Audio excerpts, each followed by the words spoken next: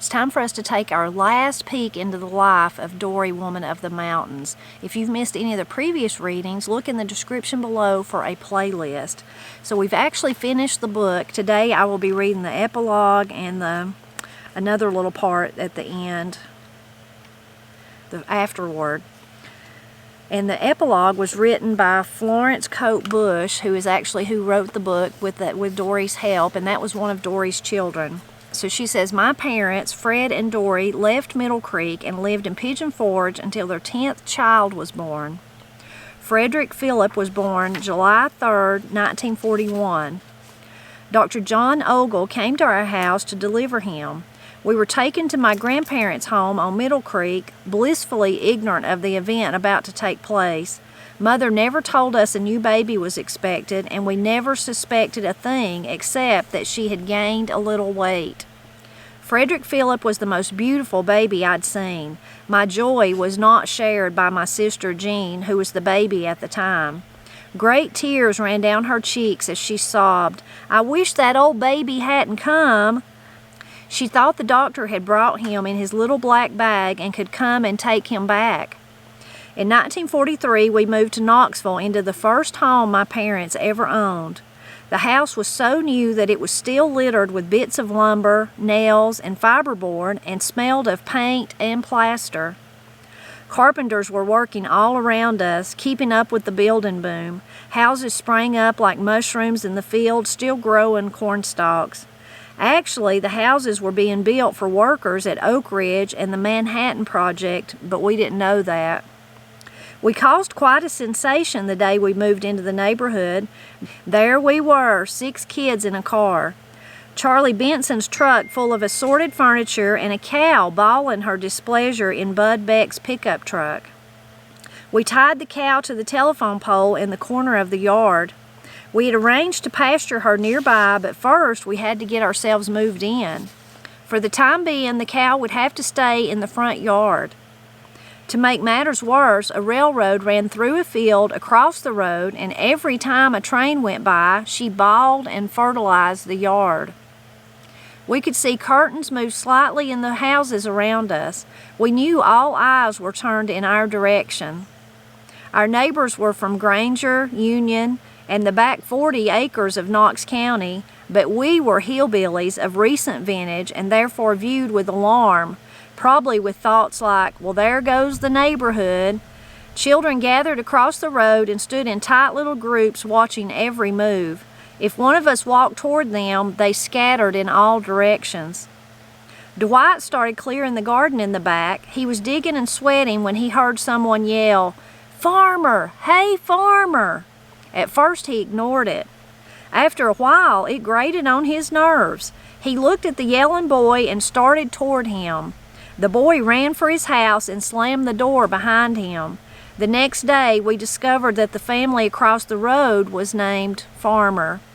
They had a son who was friends with the boy who yelled. He had been calling his friend with no thoughts of slurring Dwight's background. The transition from hillbilly to suburbanite didn't take long. Of course, there were adjustments to make, but a whole new world was waiting to be explored. Mother took several homemaking courses with the University of Tennessee Extension Service. She was an instant success with the Home Demonstration Club because of her many talents. The natural shyness of the mountain woman was the most difficult problem she had to face. Her quiet reserve was sometimes misunderstood in a neighborhood full of coffee-clatching women. My father built power lines into the surrounding counties. He brought several of his old logging buddies to Knoxville to work with him. After completing the required educational background, he became a Methodist minister. He was pastor of the Ebenezer Methodist Church in Concord and later the University Avenue Methodist Church in Knoxville until his death in July 1961. We brought him back to Pigeon Forge for burial. He rests a few feet away from my grandfather and grandmother Woodruff. In the distance, the pale outlines of the Smokies reach upward. Giant thunderhead clouds rise slowly from the mountains and shine pure and white like down from angel wings. This is an ideal resting place for an old mountaineer who wanted beauty, freedom, and simplicity in his life. Life was not easy for my parents. They came from good, healthy ancestors who were not afraid of hard work or hard times. That too was part of living. In their 47 years of marriage, they lived in two worlds. One was in a region practically unknown and unexplored, 463,000 acres of wilderness, often devastated by roaring forest fires and flash floods. The carbolic acid, quinine, turpentine, cocklebur, cough syrup, herbs, and the odorous onion poultice have been replaced by new wonder drugs. In their lifetime, science has moved with lightning speed, producing miracles and wonders unheard of a few years ago. My mother has seen men go to the moon in less time than it took to go from one remote mountain peak to another. The terror felt when Halley's Comet streaked ominously across the sky has been replaced with awe as orbiting satellites circle the Earth and shine like stars in the night. They both felt it had been easier to raise a family in the mountains than in the Knoxville suburbs. Peer pressure and the need to conform were problems faced by the younger children every day. In the logging camps, everyone was equal to everyone else. Poverty for one meant poverty for all. Prosperity for one meant prosperity for all. Everyone was in the same boat, so to speak. Temptations confronted the younger children that were not even thought of in the mountains. Their role as parents was challenged in new ways. Each generation is a step further away from the mountains, but still, in each of us is a spirit that longs to soar like an eagle back to the place of our beginning, our home. In years to come, we can look back toward the Smokies and remember our heritage.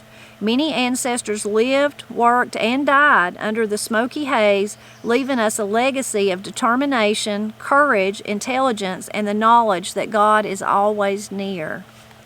So that was the part written by Florence, sort of summing up the book and telling what happened to Dorie and Fred in their later years after they'd moved to Knoxville. Now this next part was written by Durwood Dunn. The history of one woman, Dorie Woodruff Cope, and of her family living in the heart of the Appalachian South during the first 4 decades of the 20th century offers a unique and instructive perspective on many themes, old and new, in the continuing debate over exactly how Appalachia differs from the rest of the South and from mainstream America. It is above all a cautionary tale because so many themes appear to be true only in a very limited sense or only for brief periods of time. The very complexity of Dorie's story, told here with appealing simplicity, calls into question many generalizations about Appalachian exceptionalism. There is an underlying honesty in Dorie's narrative which gives the larger portrayal of the life and times of families laboring in lumber camps during this period both authenticity and credibility. Although she is aware of the national image of Appalachia promulgated by such writers as Horace Capehart, this impression or image intrudes only peripheral in her own story and applies mainly to Razorback hogs rather than to her circle of family and friends. Dorie is painfully honest about her own shortcomings and failures. "I was a complete failure as a mountaineer," she laments at one point. The value of Dorie's story as representative of the Appalachian experience is increased not only by her honesty and insight, but by the clear indication throughout the narrative that her life is typical and largely shared by neighbors and friends in each locale. Neither Dorie nor her family saw their experiences as atypical or exceptional, yet these very attitudes of close ties with extended family and friends offer an important insight into the Appalachian sense of community. Perhaps the central Appalachian myth brought into question by Dorie's narrative is the idea of static society, where people remain in one location or on the same family farm from one generation to the next. Dorie's childhood and later married life were characterized by frequent moves to an enormous number of locations over a large geographically diverse area, including Tennessee, North Carolina, and South Carolina. Far from wishing to remain permanently on some isolated ancestral mountain farm, Dorie's family was motivated to move frequently in order to seek better economic opportunities in the lumber camps and cotton mills of the New South.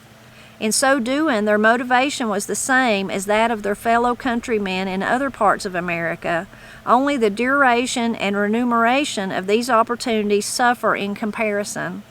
Culturally and socially, Dorie's family also shared the American faith in progress. Dorie's mother early warned her that only by getting an education could she cope with the outside world, which was so rapidly changing. Dorie's life story chronicles a progression of new inventions and customs eagerly embraced. Christmas, oranges, Easter eggs, cook stoves, Sears and Roebuck catalogs, sewing machines, indoor plumbing, electricity, and automobiles.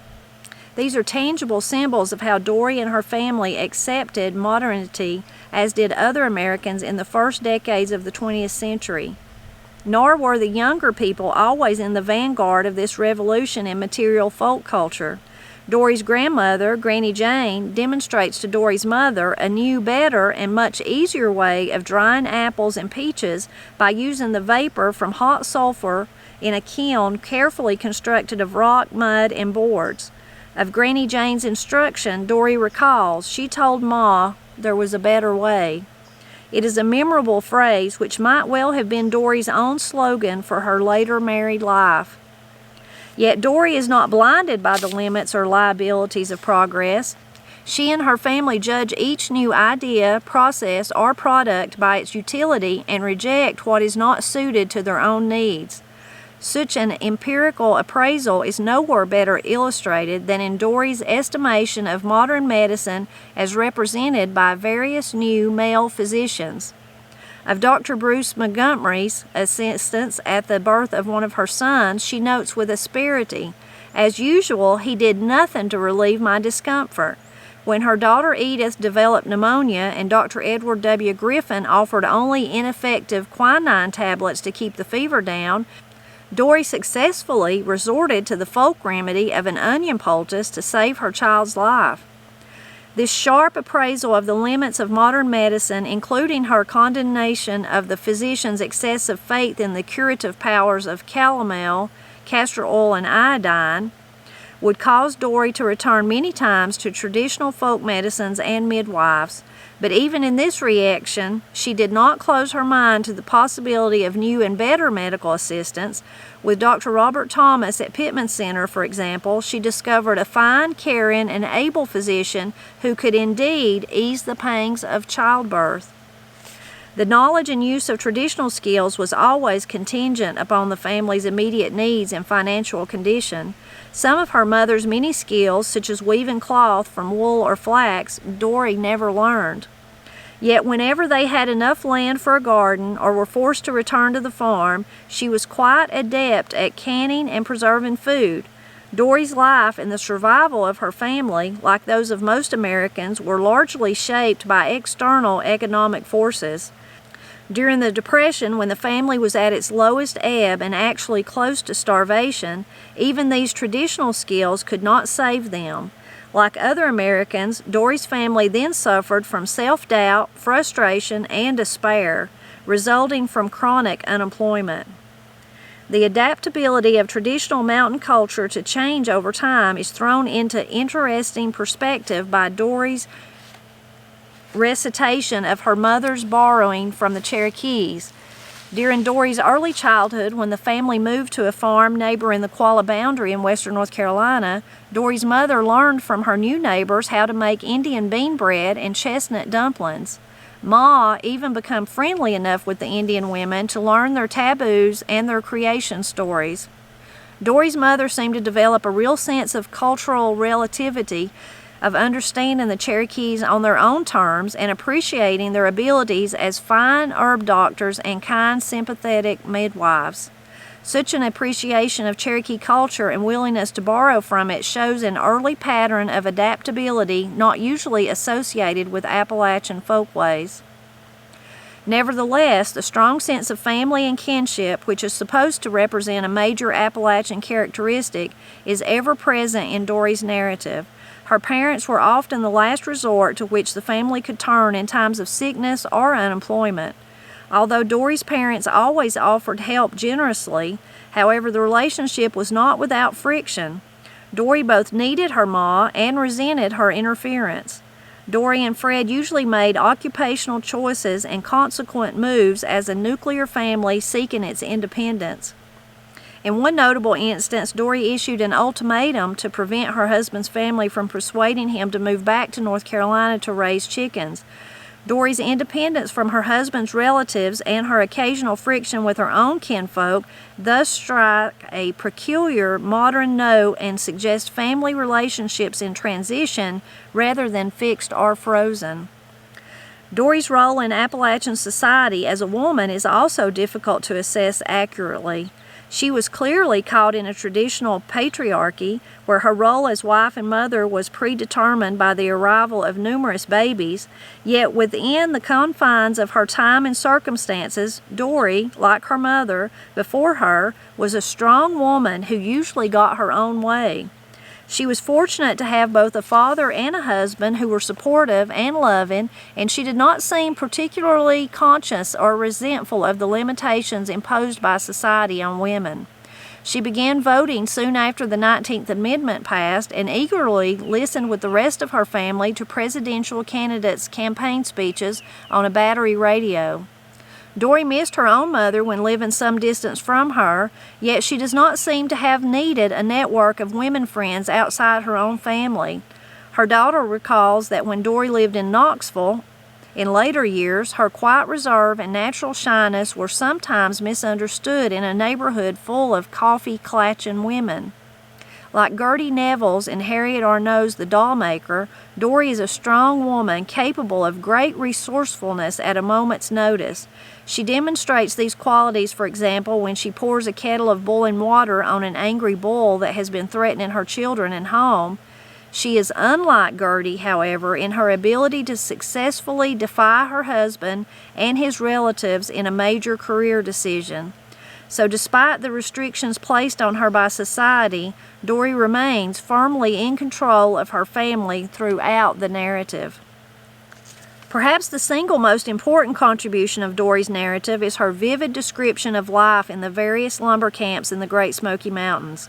Her recollections of movable houses perched precariously on steep mountainsides, steam locomotives struggling across bridged abysses, influxes of Norwegian rats, earthquakes, screaming panthers, and forest fires raging out of control give us a memorable image of the life and times in locations with such evocative names as Tremont, Sam's Creek, Stringtown, Elkmont, Peawood Hollow, El Dorado, Buckeye Flats, Smokemont, Jake's Creek, Wildcat Flats, and Mark's Cove.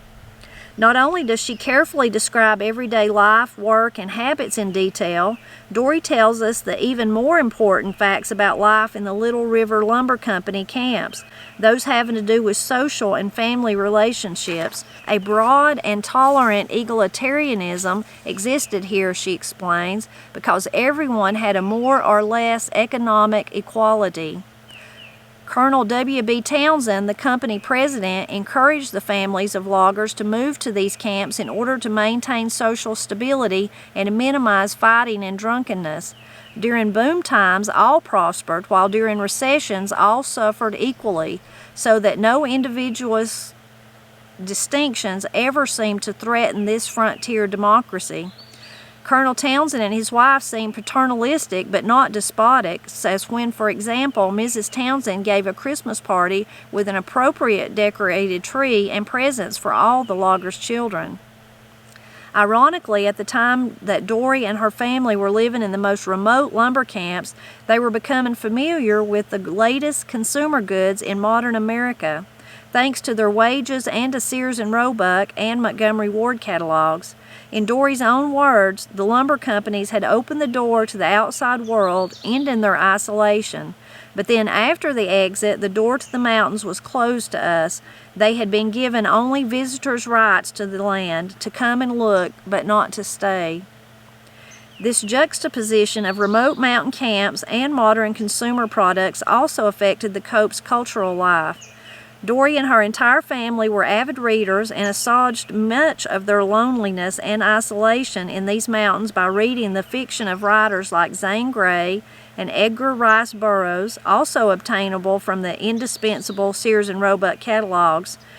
Thus, the active folk imagination, stimulated by the spine-chilling screams of panthers and by tales of Punch-Out Gillen's inability to spend a night alone in a haunted cabin for a $50 reward, was further nourished by the tales of Tarzan and the Wild West. The Little River Company, which employed Dorie's husband for so many years, represented an almost stereotypical example of the exploitation of Appalachian natural resources by interests outside the region. Founded in 1901 by Philadelphia capitalists, the company was by far the most ambitious logging railroad project in the Smokies. In addition to completing many miles of track, which literally had to be blasted out of a rocky gorge through which Little River coursed, the company successfully adapted steam-powered machines to the rugged conditions of the wilderness. Such almost revolutionary changes in the character of logging methods enabled the Little River Lumber Company to rapidly cut more trees farther back in the Smokies than had ever previously been possible. As a result, during the lifetime of this company and others like it, from 1901 to 1939, over 1.5 billion board feet of lumber and thousands more feet of cords of pulp, acid wood, and other wood products were extracted from the Smokies. Such extensive and exhaustive logging was an ecological disaster, magnified through the power of modern technology and uncontrollable by any state or national regulatory agency. The resulting damage created ideal conditions for the numerous forest fires which Dorie describes with such vividness and pain. In conclusion, Dorie's narrative is important because it offers one definite answer to the question frequently posed by scholars as to how aware the Appalachian people were of the natural beauty surrounding them. Throughout her life, Dorie had an almost mystical appreciation of the sights, sounds, smells, and resonance of her beloved mountains. Often while living in remote camps high in the Smokies, which had seldom if ever before been inhabited by humans, she was transfixed by the enormous natural beauty of the locale. The crystal spring waters, rhododendron and mountain laurel, moss, wildflowers, birds, and squirrels of Mark's Cove remained indelibly fixed in her dreams and imagination. At the end of her life, she tells us, "I can feel the good cold water in my mouth and the pure, crisp air in my lungs." Memorable descriptions of the farms in Sevier County where she lived also abound in Dorie's writing. When her family moved away from Middle Creek for the last time in 1939, Dorie felt a deep nostalgia for this refuge in times of trouble, a place we knew we could return to if our hopes and dreams faded and fate dealt cruelly with us. Like her homesickness when as a child she went to live with her grandparents in Waynesville in order to attend school, her inexorable grief for the Smokies would continue to haunt Dorie. Perhaps such a lifelong metaphysical attachment to and intense appreciation for a particular place does not make Dorie's story unique among American autobiographies. Indeed, her narrative is often strikingly similar in both tone and style to the life experiences recorded by other Americans living in the wilderness or on the frontier farther west. Nevertheless, this love of place remains the single most distinctive Appalachian characteristic in the elaborate mythology of Appalachia, which stands out so clearly here. In Flo Bush's hands, Dorie, Woman of the Mountains, exhibits an authenticity and a vitality that transcends the literary descriptions and artificial contrivances that earlier writers, such as Mary Knowles Murphy, used to represent the complex relationship between these people and their mountains. So, kind of a fascinating thought process that Dunn shared with us there. I agree with a lot of it. When I first read Dorie, Woman of the Mountains, and I wish I could tell, maybe if I went back to The Blind Pig and the Acorn, I could find how I first found out about the book. I'm not really sure. I know it was before Pap died, so he died in 2016. Maybe it was a year or two before that. But from immediate, when I read it, I really felt a connection to Dorie. Now, my life has not been like Dorie's. I've not suffered any of those things. I've certainly not birthed 10 kids. I've not lived in those remote places of the Smoky Mountains. I've not endured the heartaches and the troubles of the floods and the forest fires and the Norwegian rats and all that. I've done none of that. My life is totally different. You know, I've lived in a modern world. But somehow, just the way that she looked at the world is really what I identified with, I think, from the beginning. And the description of their families, of their interactions, I identified with all of that. Of course, the language. Another thing that I identify with is kind of what I believe why resonated so much the book did with me, is the kind of the part that Dunn was touching on at the beginning of what he wrote, is that, you know, Dorie wasn't living her life thinking of that she was this backwoods Appalachian. They were so busy, they were just living their life. They were just living their best life, even though at that time there was already writers, which he mentioned, Horace Capehart is one, that were kind of already beginning to write and kind of paint Appalachian people who lived in Appalachia kind of in a bad light and lump us all together and all that kind of stuff. But she wasn't concerned with that. She was just living her life. She was worrying about her children and her husband and, you know, and enjoying the beauty of the world and the, you know, the resources at her hands, all those kind of things. So I think I kind of identified with that. Growing up, I certainly knew that there was people that thought I talked funny or something like that. And of course, everyone's seen the kind of caricatures of hillbillies or whatever. But none of that never offended me. I didn't care. It just, you know, I just didn't care. I knew who I was. Pap raised us to be like that, to kind of not be proud that we were better than anybody else, but proud, when the Appalachian sense of that word is really pleased, just to be pleased with who we were, to be thankful we were who we were. And we didn't have much money. And we might sound kind of funny, and maybe even have some backwood ways. We wasn't uptown and all that, but boy, we loved each other, and boy, we had good food, and boy, we lived in a beautiful place, all those things. So I think I really, that was part of that. That's kind of, as you can see, if you've listened, that weaves all through, even on those hardships, just Dorie's happiness to be who she is really shines through. Another interesting thing that Dunn pointed out, and that you can, if you've been listening to the book, is that movement, that Dorie wasn't in just one place. There was a lot of movement, and that's common. You know, it does kind of, it's a weird kind of thing, because there's this great sense of place, which I agree with. I have great sense of place. I don't want to live anywhere but in the mountains of Appalachia. And I am living in the same mountain holler that I grew up in. But I did leave for a while, and then I come back. So there's kind of a, but to think that people are contained in that and that they never leave is just not true. I mean, there may be one or two people, but as a whole, you can't say that it's a whole, as a whole, Appalachian people stayed put and never moved. Pap and Granny are good examples, both of them and their families. So of course, Pap, his family stayed in this general area, but they moved back and forth from Pine Log to Brasstown, different areas that they lived in.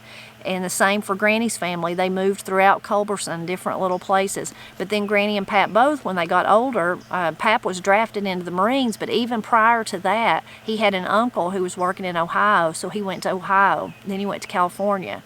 Then he was drafted, and then he had to come home, and then of course he went over, you know, got to do a lot of traveling then. But Granny in the same way. She had older brothers and sisters who had left to, as Dunn's pointing out, most of the time it's for economic reasons. They had left to go somewhere else to find money, you know, find a way to make a living. So since she was one of the younger ones, she would go to visit them and stay with them. So she spent time in Ohio. She spent time in Michigan. She spent time in Gastonia, which is in North Carolina, but, you know, several hours from here. So both of them did the same. But then when they, you know, they come back, I have an interview where Granny kind of talks about that and says that she got to liking it in Gastonia, and everybody liked her, and she finally thought, I better go home, because if I don't, I'm going to end up staying out here, and I really, you know, love my home. And so anyway, she ended up coming back home too.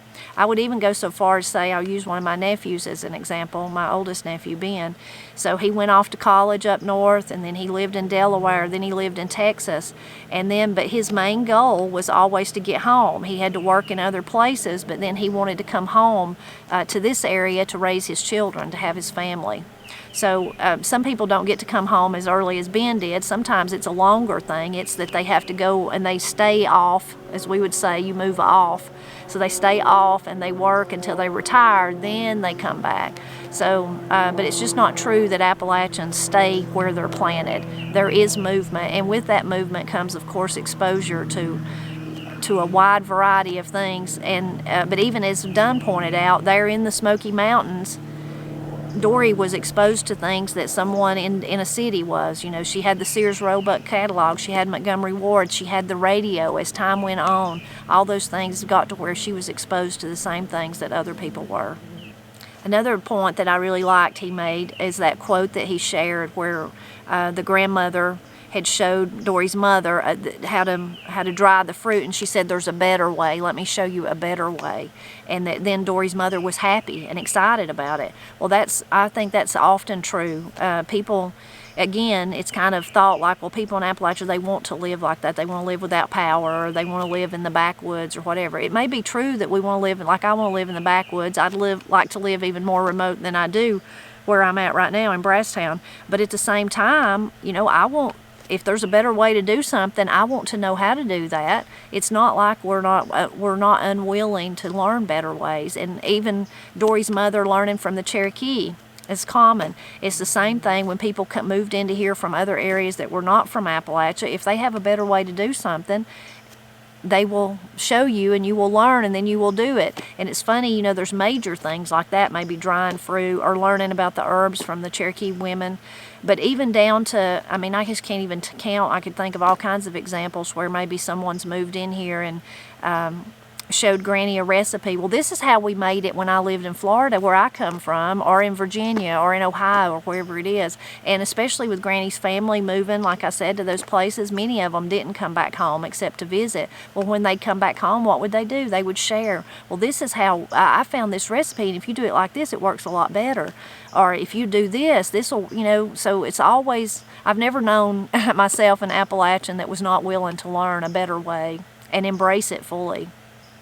Another kind of the ending of what Dunn was talking about, and that's just a theme throughout the book, and that's another reason that this book really speaks to me, is the way that Dorie loved the beauty of the landscape around her. She adored it. She did almost with a mystical appreciation. I have that same mystical appreciation. If you've watched my videos, you probably already realize that. I just get all excited. Whether it's a mountain laurel blooming, an ivy, as we would call the other kind of, it's true mountain laurel, but we call it ivy. If it's a bee on a flower, if it's the starkness of winter, and snow, I'm crazy about snow. All those things. I'm crazy in love with the landscape of Appalachia, and it never grows old, never.